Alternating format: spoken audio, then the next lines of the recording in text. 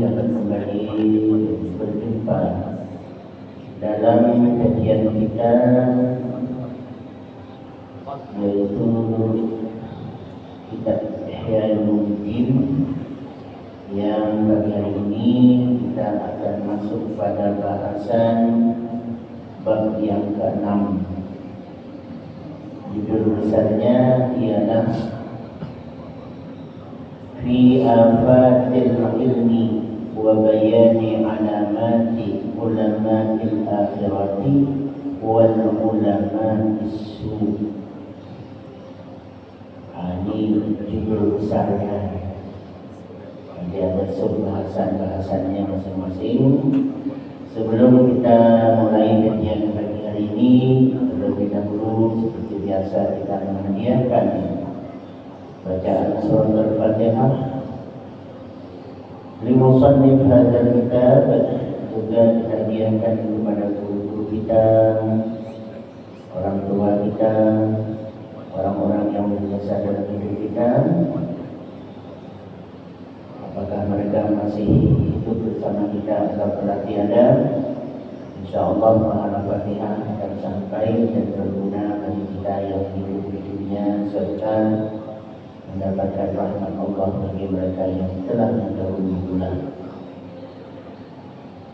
Wa kadzalika liniyatina jami'an syai'un lillahi lahumul Fatihah. Alhamdulillahi rabbil alamin arrahmanir rahim maliki yaumiddin iyyaka na'budu wa iyyaka nasta'in ihdinas siratal mustaqim siratal ladzina an'amta 'alaihim ghairil maghdubi 'alaihim waladdallin. Amin. Bismillahirrahmanirrahim.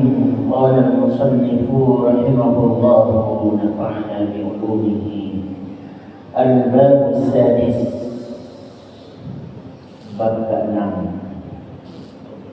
Berapa tahun kajian kita ini baru masuk bab ke-6. Jadi kajian kita kajian yang tidak bertarget kurikulum. Jadi kalau ada kurikulum tertentu, semester tertentu, ada targetnya berapa bulan tuntas di bab ini, itu dan seterusnya. Nah, dalam kajian kita ini kajian umum saja, ya, jalan, ya, seberapa dapatnya, seberapa yang bisa kita bahas dengan segala kekurangannya. Saya secara pribadi tentu memohon maaf, dan sekaligus tentu sambil berbenah diri untuk menambah pengetahuan, serta juga tentunya menyiapkan diri untuk mendapatkan koreksi yang membangun. Bismillahirrahmanirrahim. Qala al-musannif rahimahullah. Al-bab as-sadisu fi afatil ilmi. Bab ke-6 ini membahas, judul besarnya, tentang afatul ilmi. Fi afatil ilmi, bencana hilangnya. Apa maknanya ini? Sesuatu yang mengakibatkan ilmu pengetahuan itu menjadi hilang ruhnya. Ruhnya hilang. Ilmunya mungkin masih ada, tapi ruhnya hilang. Atau afat juga maknanya. Contohnya, dia bisa membaca, dia bisa menulis, dia bisa bahkan membuat sesuatu. Tapi apa yang dia baca, apa yang dia tulis, apa yang dia buat, rohnya, nilainya tidak. Berarti kalau tidak, kurang, ya, mau dibilang kurang begitu, manfaatnya atau sampai tidak bermanfaat. Nah, itu lebih parah lagi. Nah, jadi ilmu pengetahuan yang sederhana, yang tidak muluk, yang biasa-biasa saja. Apabila manfaatnya terasa lebih besar, dirasakan oleh orang yang berilmu itu sendiri dan orang lain yang mendapat manfaat dari ilmunya, nah itulah yang disebut dengan ilmu yang bermanfaat. Mungkin kalau kita kaitkan dengan trennya sekarang ini, kayak rudal Iran lah gitu ya. Rudal Iran itu kan kalau diceritakan di media-media mainstream, media sosial, itu persenjataannya itu dalam tanda kutip, kalau ukuran senjata perang itu murah meriah. Murah meriah. Perbandingannya dengan persenjataan yang ada pada Amerika dan Israel. Mereka buat penangkal-penangkal rudal, senjata-senjata canggih, super canggih malah begitu kan, baik Israelnya, Amerikanya. Nah, kemudian menghadapi senjata-senjata yang biasa-biasa saja. Jadi kalau nominal di perkiraan satu rudal Iran itu 300-an juta, memang kalau ukuran kita mahal kan, 150-300 juta satu rudal. Nah, itu ilmu pengetahuan mereka tuh. Nah, yang siap menggempur habis itu persenjataan perang milik Amerika, Israel, yang harganya triliunan satu biji. Ya. Nah, tapi Iran ini bukan bangsa kemarin sore. Mereka punya sejarah yang sangat panjang dari peradaban manusia yang ada di muka bumi, yang kita kenal dengan Persia. Persia itu orang-orang cerdas. Bukan berarti yang lain tidak cerdas, tapi ada spesialis kecerdasan mereka. Mereka buatlah drone-drone, rudal-rudal yang harganya murah. Ini kan ilmu pengetahuan nih, ya, ada kaitannya dengan kajian kita. Murah meriah, tapi banyak. Murah meriah lah bangsanya. Ibarat mainan itu mainan murahan aja, tapi banyak gitu. Nah, begitu mereka menghadang, begitu mereka luncurkan rudal-rudal itu, dihadap oleh persenjataan yang mahal. Maka yang mahal ini rupanya kewalahan juga menghadapi yang murah ini. Murah tapi rupanya tidak murahan. Senjatanya ini murah tapi targetnya tercapai. Nah, ini kenapa bisa begitu itu? Nah, ini kalau kita analogikan, itulah ilmu pengetahuan. Jadi ilmu pengetahuan itu biar kata biasa-biasa saja, tapi jangan salah, mampu mengalahkan kekuatan yang luar biasa kalau dia bermanfaat, bernilai, ada rohnya. Kalau dalam bahasa Islam lebih lagi tambah satu, yaitu ada yang disebut dengan apa yang kita kenal sebagai apa namanya itu, disebut dengan keberkahan. Jadi ilmu itu keberkahan, walaupun banyak tapi tidak berkah. Nah, itu dalam Islam sedikit tapi ilmunya berkah. Jadi berkah itu az-ziyadatu fil khair, mampu mengalahkan ilmu pengetahuan modern yang hebat, yang diyakini paling modern, paling hebat, paling segalanya. Ternyata kewalahan juga menghadapi apa namanya ilmu pengetahuan yang menciptakan persenjataan dalam tanda kutip murah meriah. Nah, kan? Nyatanya bagaimana sekarang ini? Malu mengakui kekalahan cuma kan? Jadi baik Amerika maupun Israel. Sekarang ini malu mengakui kesalahan aja, karena perang itu sekarang ini semuanya jalan. Ya, perang politiknya jalan, perang ekonominya jalan, perang cybernya jalan, ya. Perang internet ini, perang dunia mayanya jalan. Perang ekonomi ini yang parah gitu. Perang ekonomi ini. Kalau perang fisiknya kita mungkin tidak kena ya. Mudah-mudahan ya. Rudal tidak nyasar ke Milahan kan gitu. Perang fisiknya. Tapi perang ekonominya, nah, terasa ada kan? Begitu Selat Hormuz di stop oleh Iran, kapal-kapal tanker nggak bisa lewat, ya. Termasuk perundingan Indonesia. Nah, sekarang mulai terasa kan? Eceran aja kita udah susah dunia ini, kalau ada mulai naik, ini namanya perang ekonomi. Ini semua adalah ilmu pengetahuan.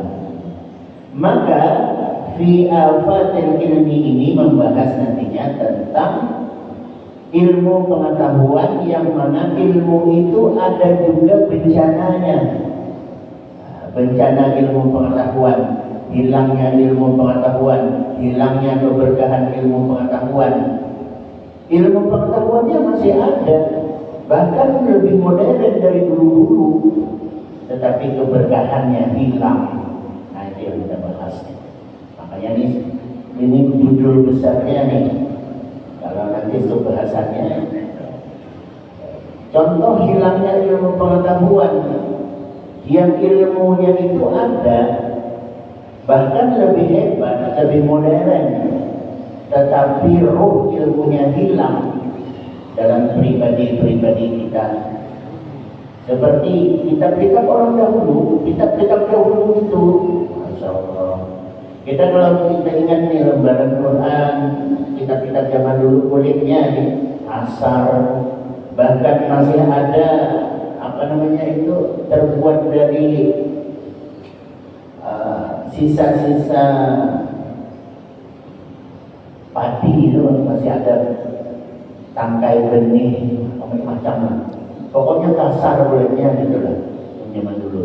Belum lagi kertasnya, ya. Sampai-sampai kertas itu kitabnya disebut kitab kuning, ya. Karena memang warnanya kuning. Kenapa kuning? Karena ada semacam waktu membuat kertas itu tuh, warna kuning itu dari bahan alami yang mampu menahan daripada makanan rayap-rayap gitu. Entah dari kunyit, apanya, begitulah orang-orang dulu. Sehingga kertasnya warnanya kuning. Nah, karena kertas warnanya kuning, kita lalu kemudian mengambil kertas itu sebagai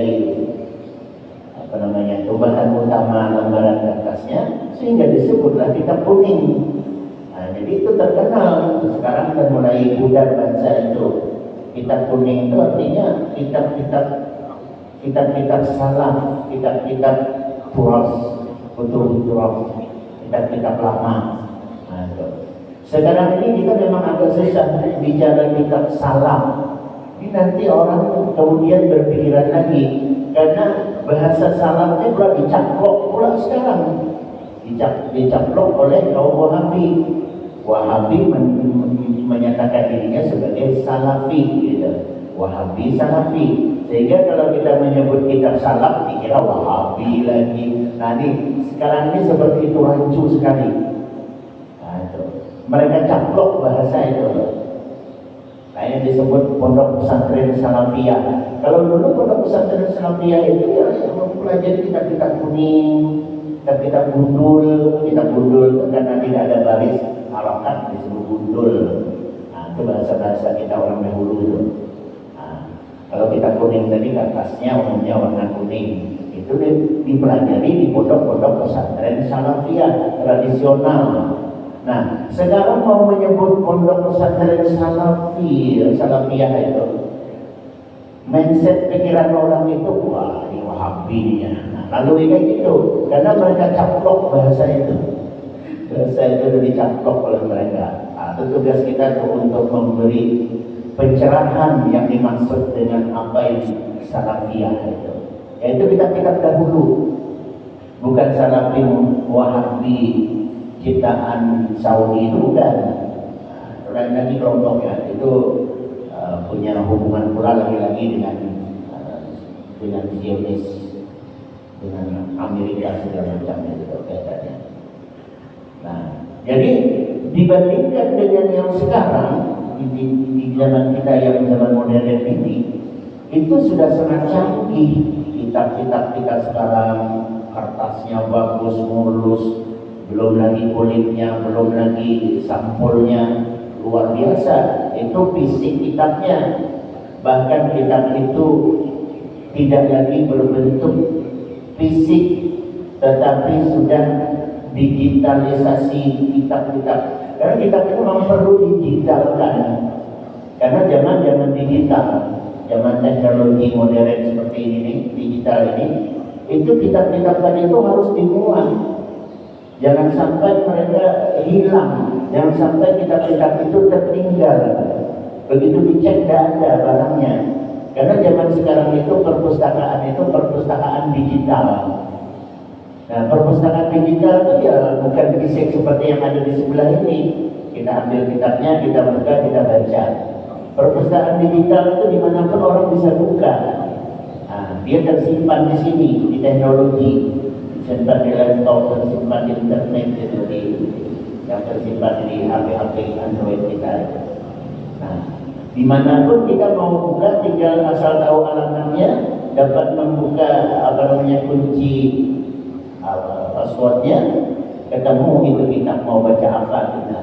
Memang ada yang sifatnya privasi, ada yang sifatnya bisa dibuka begitu aja, tanpa ada kunci-kunci tertentu. Kita buka aja kita cari kitab apa, kita mau buka ini, ada semua nih, bahkan dengan segala terjemahannya, bahkan dengan dengan segala bahasa yang sudah translate ke bahasa yang kita inginkan. Nah, begitu kan dunia sekarang ini. Pertanyaannya ialah, apakah dengan begitu ilmu pengetahuan itu tadi akan semakin hebat dalam tanda kutip keberkahannya? Nah, di situ bedanya, keberkahannya. Ternyata sampai saat ini belum bisa dan belum ada yang mengakui akan keberkahan yang melebihi daripada keberkahan yang kita ceritakan kitab-kitab zaman dahulu itu tadi, yang berhadapan langsung berguru dengan ulama-ulamanya, dengan guru-gurunya, spesialisnya, ahli-ahli di bidang ilmu tersebut, umpamanya guru fikih, guru tasawuf, guru Al-Quran, guru tafsir, guru hadis dan seterusnya. Nah, mereka langsung bertatap muka dengan kitab-kitab yang tradisional itu tadi. Rupanya keberkahan itu tidak bisa dilawan dengan yang kita lihat modernnya zaman sekarang. Sekarang kita tidak perlu berguru lagi dengan guru tertentu, tidak perlu berhadapan dengan ustaz siapa, kiai siapa. Kita cukup buka saja, asal ada paket kita buka, mau cari apa ini, bahasan apa ini. Mengkonfirmasi juga bisa, gitu. Oh, di dalam kitab ini seperti ini bahasannya. Coba saya konfirmasi dengan kitab yang lain pada bahasan yang sama. Buka lagi, bisa. Kalau umpama kitab ini dianggap kurang, oh ini bisa menambah. Oh, kalau ini tambahannya meragukan, oh cek lagi di kitab ini, Kalau dulu semua main fisik, kumpul kitab itu tuh, bahkan sekeliling badan ini dengan kitab. Zaman dulu di era 80-an gitu. apalagi kalau ke atasnya berlebih. Sekarang tidak perlu, kita cukup satu ini aja alatnya. Kita konfirmasi, kita cocokkan dengan ini. Ya, tapi apakah di situ terkonfirmasi sesuai dengan apa yang diharapkan di lapangan? Belum tentu. Apa sebab? Kita hanya mampu bertanya ke sini. Begitu kita dihadapkan, siapa guru yang pasang badan kalau apa yang kita sampaikan itu jadi kurang tepat apalagi salah? Siapa guru yang pasang badan? Ada YouTube pasang badan, semua orang juga bisa buka. Nah kan gitu. Tapi kalau berguru, ini guru saya, ini sanatnya ini sanat saya ini gurunya. Oh saya keliru, saya ditegur duluan sama guru, tidak perlu jamaah yang menegur, guru dan duluan, gitu. Nanti begitu jamaah komplain tentang bahasa kita sampaikan, guru sudah pasang badan, ya ini yang benar seperti ini, aneh lah, tapi duluan murid saya, gitu.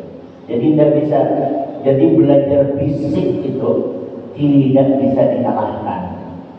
Jadi kalau sekarang ini cara orang berpikir itu cukup belajar daring, tidak perlu ada lagi fisik gedung sekolah, tidak perlu ada lagi guru yang maju ke depan kelas, maka yakinlah afatul ilmi ini bakal terjadi. Zaman sekarang kan zaman muda. Ngajar anak sekarang ini kita kalau tidak banyak-banyak buka referensi, pintar dia dari kita duluan, dia tahu. Kita maju ke depan kelas ngajar begini. Anak itu kenapa dia santai dalam bercanda lagi? Karena yang kita sampaikan itu dia sudah tahu. Gitu. Karena merasa sudah tahu kan mengentengkan dia jadinya. Alhamdulillah sebelum 2 lalu udah tahu dalam medah, dalam buka ada semuanya itu. Apalagi zaman sekarang zaman koreksi AI itu dengan gula apa segala macam itu, udah semua gulai. Kan gitu. Akhirnya ada yang muncul, dia tidak menghormati gurunya, atau kehilangan keberkahan di situ. Itulah yang dimaksud dengan afatul ilmi. Tidak mendengar bunyi itu, bunyi ke sudah belum lagi ya. Oh berarti memang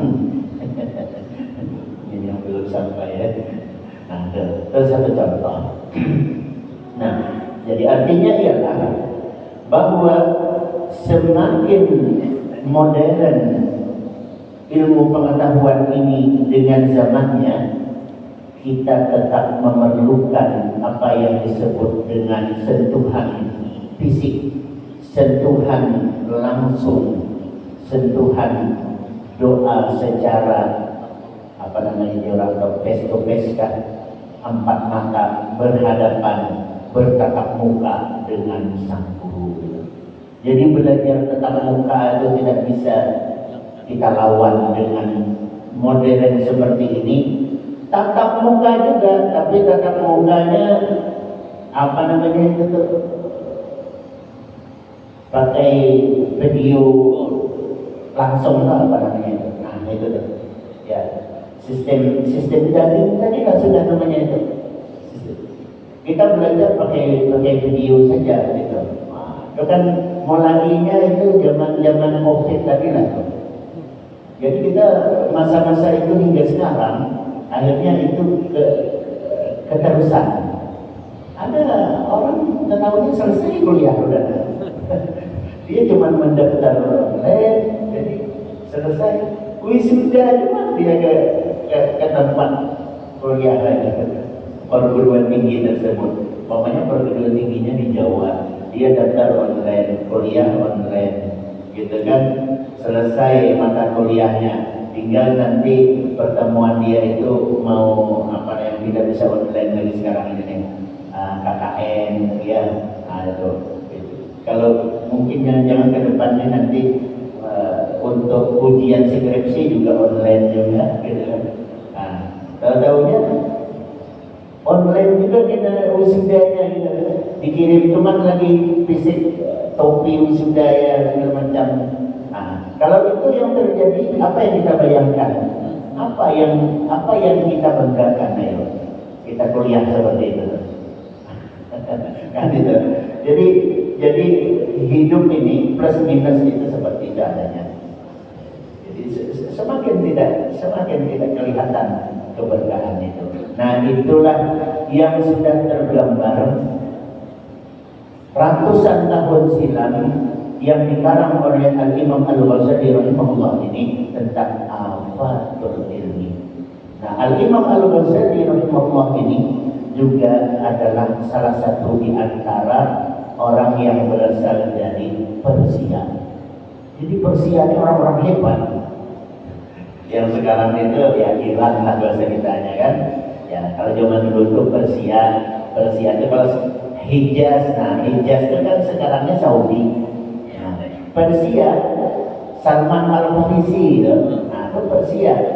Jadi kalau mau dikata dia bukan bangsa Arab, dia non Arab, Ajami ya. Al-Imam Al-Bukhari, Imam Muslim, Al-Ghazali, ulama-ulama sampai kepada Ibnu Sina, itu orang Persia, orang-orang pintar, orang-orang hebat, orang-orang cerdas. Bahkan Salman Al-Farisi itu yang menawarkan ide kepada Rasulullah untuk membentengi kota Madinah dengan membuat parit pada perang Ahzab itu, perang Ahzab, perang Khandaq, perang Ahzab itu yang untuk menahan lajunya gempuran kafir Quraisy untuk bisa masuk ke kota Madinah, tertahan sehingga tidak bisa masuk itu karena dibikin parit. Siapa yang punya ide itu? Salman Al-Farisi. Siapa Salman Al-Farisi? Kalau kita mau bilang bahasa sekarang, orang Iran. Orang ahli strategi orang Iran ini. Ya. Tidak bisa asal sampai ke situ. Ayo sekarang Anda mau nyebrang di parit ini. Nah, di sini sudah siap tentara mau memanah, gitu. Sehingga mereka tertahan di seberang sana. Dan pada akhirnya juga ya dalam bantuan Allah Subhanahu Wa Taala dengan para malaikatnya, ya mereka kehabisan bekal. Perang tersebut akhirnya perang yang disebut dengan bahasa sekarang ini perang gabungan dari berbagai negara pada saat itu tuh, termasuk dari Romawi itu. Pada saat itu mau menghabisi Madinah, habis kaum muslimin saat itu kalau seandainya ini tidak mendapatkan pertolongan di samping Rasulullah memohon pertolongan kepada Allah dalam doanya. Sehingga disitulah kemudian memenangkan peperangan ini dengan adanya lingkaran parit yang mengelilingi kota Madinah tersebut. Dan parit itu masih bisa sekarang kita lihat para jemaah haji dan umrah itu ada bekas parit itu, dataran rendah parit yang disebut dengan Khandaq, disebut perang Khandaq. Dalam Al-Quran disebut perang Ahzab. Siapa yang punya ide itu? Lagi-lagi orang Iran, ya, Salman Al-Farisi. Dan ide itu ditawarkan kepada Nabi menerima sehingga dibuatlah parit-parit tersebut. Begitulah kita ya dalam Islam ini. Dan insyaallah kita belum sampai kepada bahasannya. Nanti kita akan masuk kepada bahasan-bahasan tersebut. Satu, afatul ilmi, bencana ilmu pengetahuan. Kemudian lagi menjelaskan tentang alamatul ulama'il akhirah, tanda-tanda ciri-ciri ulama akhirat itu kayak apa. Dan juga di sini membahas tentang al-ulama usu, ulama su. Nah, ini kan dikenal juga ulama su ini. Apa itu ulama usu? Yaitu ulama dunia. Jadi tiga di bahasan besarnya ini: bencana ilmu pengetahuan, ciri-ciri ulama akhirat, dan ulama usu atau ulama busuk. Nah, bahasa kasarnya seperti itu tuh. Yang dimaksud nanti ialah ulama dunia, yang mereka itu hanya mencari keuntungan dunia dengan ilmu pengetahuan. Insya Allah akan kita bahas bahasan ini pada pertemuan yang akan datang. Saya kira ini saja yang kita bahas pada pagi hari ini. Segala kekurangan mohon maaf dan terima kasih. Wallahu muwaffiq ila aqwamit hidayah. Assalamualaikum warahmatullahi wabarakatuh. Bismillahirrahmanirrahim. Alhamdulillahirabbil alamin. Allahumma taqabbal minna innaka antal tawwabur rahim wa Allahumma la taj'al fina wa la ta'mal safiya wa la mahruma. Rabbana atina fid dunya hasanah wa fil akhirati hasanah wa qina adzabannar. Sallallahu alaihi wasallam wa ala alihi wasallam. Walhamdulillahirabbil alamin. Taqabbalallahu minkum wa minkum.